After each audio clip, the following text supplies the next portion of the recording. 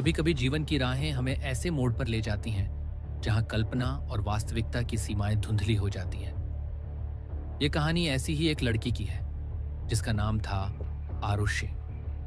आरुषि एक उत्साही wild life photographer थी जो जंगलों की रहस्यमयी दुनिया में खो जाना पसंद करती थी। कैमरा उसके हाथ में एक जादुई छड़ी की तरह था जो हर पल को अमर बना देता। लेकिन एक दिन उसकी ये जुनून उसे ऐसी जगह ले गया जहां से वापसी का रास्ता आसान नहीं था। ये सब उस दोपहर शुरू हुआ जब आरुषि एक घने जंगल में घुस गई। वहां की हरियाली, जंगली जानवरों की आवाजें और अनजाने पेड़ों की छांव उसे मोहित कर रही थी।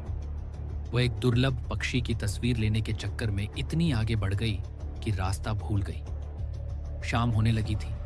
आसमान में बादल घिराए और अचानक तेज बारिश शुरू हो गई। पानी की बूंदें इतनी तेज गिर रही थीं मानो आसमान फट गया हो। आरुषि के सारे कपड़े भीग गए, उसके बाल चिपक गए और ठंड उसकी हड्डियों तक घुसने लगी। वह कांप रही थी, उसके दांत बज रहे थे। जंगल का हर कोना अब दुश्मन जैसा लग रहा था। बारिश और तेज हो गई। आरुषि ने चारों तरफ नजर दौड़ाई लेकिन कहीं कोई आश्रय नहीं दिखा। ठंड से उसका शरीर सुन्न होने लगा। तभी थोड़ी दूर पर उसे एक पुरानी झोपड़ी नजर आई। वह जर्जर लग रही थी लेकिन उस वक्त वह स्वर्ग से कम नहीं थी।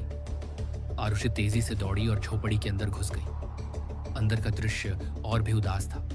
झोपड़ी खाली थी, सिर्फ एक पुरानी चारपाई पड़ी हुई थी और एक टेबल पर एक धूल भरी बोतल रखी थी। कोई इंसान नहीं, कोई जानवर नहीं, सिर्फ हवा की सनसनाहट और बाहर की बारिश की आवाज। आरुषि ठंड से कांप रही थी। उसके कपड़े पानी से तरबतर थे और हवा की सर्दी उसे बीमार करने पर तुली थी। उसने बोतल पर नजर डाली।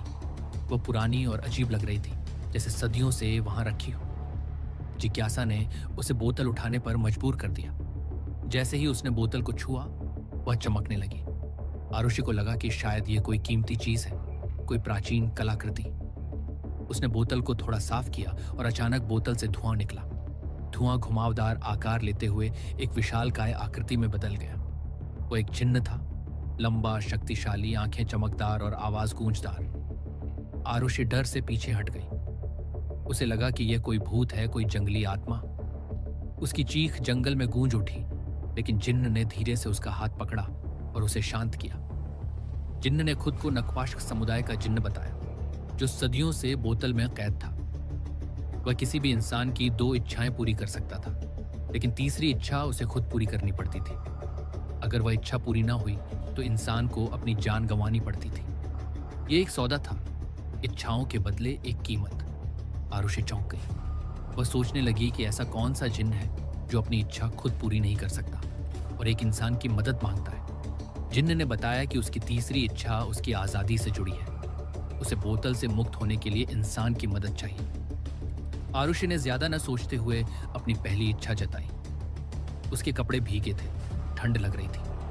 वह चाहती थी कि जिन्न गर्मी का कोई इंतजाम करे ताकि उसके कपड़े सूख जाएं और ठंड न लगे। जिन्न ने ताली बजाई और झोपड़ी में एक आग जल उठी। लपटें नाचने लगी, गर्मी फैलने लगी। आरुष ने आग के सामने अपने कपड़ों और शरीर को सुखाया।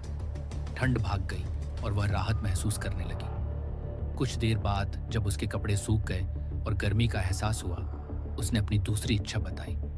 वह अपनी माँ से मिलना चाहती थी जो 10 साल पहले गुजर चुकी थी। जिन्न ने फिर ताली बजाई और आरुषि की माँ उसके सामने प्रकट हो गई। आरुषि की आंखें भर आईं। वह खुशी से रोने लगी। दोनों ने एक दूसरे को गले लगाया। आरुषि ने माँ को बताया कि यह जिन्न की शक्तियों का कमाल है। उन्होंने पुरानी यादें ताजा की, हंसी मजाक किया, दुख सुख बांटे। समय बीतता गया और अचानक जिन्न ने कहा कि समय खत्म हो गया। आरुषि ने पूछा कि क्या मतलब? जिन्न ने बताया कि उसने मिलने का समय नहीं मांगा था, इसलिए नियम के अनुसार सिर्फ आधा घंटा ही दिया गया था। अब माँ वापस चली जाएगी। आरुषि उदास हो गई। उसने माँ को गले लगाया और माँ गायब हो गई। आरुषि अब सतर्क हो गई। उसे लगा कि आगे की इच्छाएं सोच समझकर मांगनी होगी, लेकिन जिन्न ने उसे याद दिलाया कि उसकी दोनों इच्छाएं पूरी हो चुकी हैं। अब बारी उसकी इच्छा पूरी करने की थी। आरुषि ने कहा कि बताओ क्या करना है। जिन्न ने खुलासा किया कि एक नक्वाश्क जिन्न तभी आजाद हो सकता है जब कोई इंसान उसके साथ संभोग करे। आरुषि स्तब्ध रह गई। ये कैसी इच्छा थी? वह कभी ऐसा नहीं कर सकती। जिन्न ने चेतावनी दी कि अगर ऐसा न हुआ तो आरुषि एक दिन के अंदर मर जाएगी। दोनों की जान बचाने के लिए यह जरूरी था।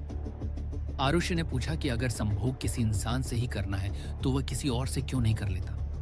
जिन्न ने कहा कि जिसकी इच्छाएं पूरी की गई हों उसी के साथ संभोग से आजादी मिलती है।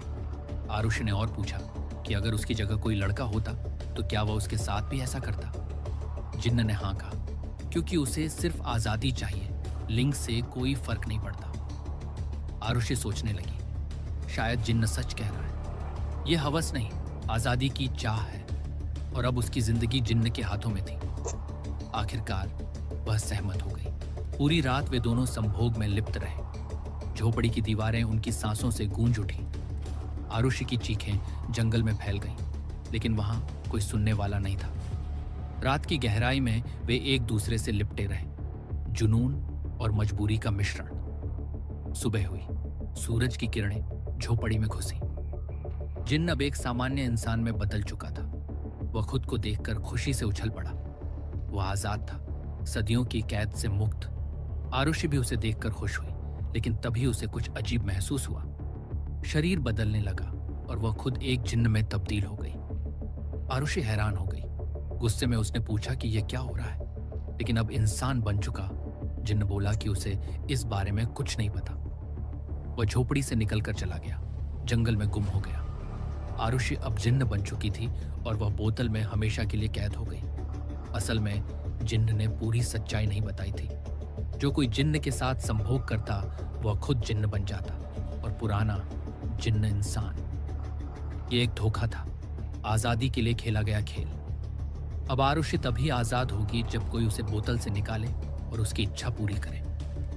लेकिन कहानी यहीं खत्म नहीं होती। आरुषि की कैद की शुरुआत थी एक नई जिंदगी की। बोतल में कैद होकर वह सदियों तक इंतजार करती रही। जंगल बदलता रहा, मौसम आते जाते रहे, लेकिन बोतल वहीं टेबल पर पड़ी रही। क्या आप उस जंगल में जाना चाहते हैं? अगर आपको बोतल मिल जाए तो आप क्या करेंगे? नीचे कमेंट में बताना।